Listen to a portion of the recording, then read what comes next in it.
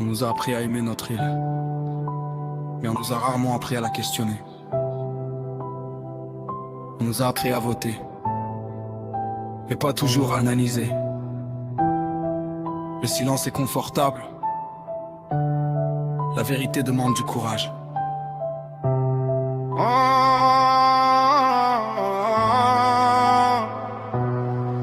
On vit sur une terre bénie par l'océan, mais parfois on oublie de regarder plus loin. On débat sur les réseaux, on partage des posts, mais combien creuse vraiment au-delà du buzz? On critique fort, puis on oublie vite. On s'indigne un jour, le lendemain on évite. On accuse les puissants d'abuser du système, mais sans vigilance populaire qui les freine. La démocratie n'est pas un spectacle, ce n'est pas un slogan qu'on répète en boucle. C'est une responsabilité collective, un esprit critique qui reste actif. On veut un futur stable, des routes claires, mais on doit apprendre à lire entre les lignes et les chiffres. Ne pas croire tout ce qu'on nous sert, comparer, vérifier, comprendre les enjeux réels. Réveille-toi, peuple conscient. La force d'un pays, c'est son jugement, pas la colère aveugle, pas la peur, mais l'analyse, la mémoire et l'honneur. Réveille-toi, regarde plus loin, ce n'est pas noir ou blanc, c'est plus fin. Si on veut un changement durable, il faut un peuple lucide et responsable.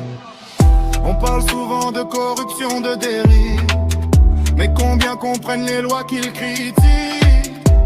On veut des leaders honnêtes et forts, mais sommes-nous exigeants jusqu'au bout encore?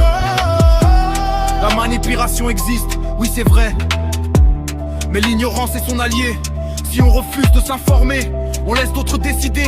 Un pays ne chute pas en un jour, il s'érode lentement, sans bruit autour. Quand on préfère le confort au débat, quand on suit la foule sans réfléchir au pas.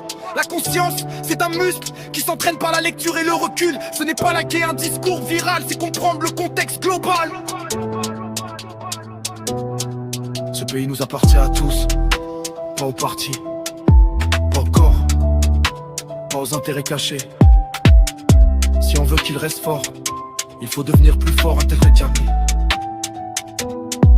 On peut aimer notre île sans fermer les yeux. On peut être patriote et critique sérieux. On peut soutenir sans idolâtrer.